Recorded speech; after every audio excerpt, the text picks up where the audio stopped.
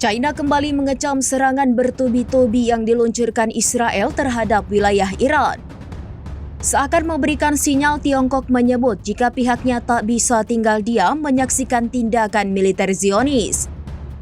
Pernyataan ini disampaikan oleh Menteri Luar Negeri Tiongkok Wang Yi saat melakukan sambungan telepon dengan mitranya dari Oman, Badar Al-Busaidi pada Rabu 18 Juni 2025. Wang Yi menegaskan negaranya tak dapat berdiam diri menyaksikan situasi regional tergelincir ke jurang yang tidak diketahui.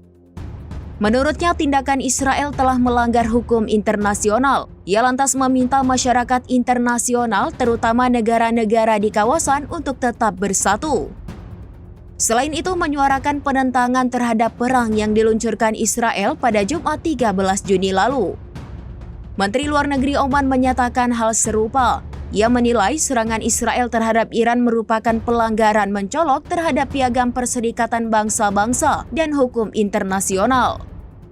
Saidi lantas berharap Tiongkok dapat memberikan pengaruhnya dalam memulihkan perdamaian di Timur Tengah. Sebelumnya, Presiden Tiongkok Xi Jinping menyampaikan kekhawatiran atas perang Israel dan Iran.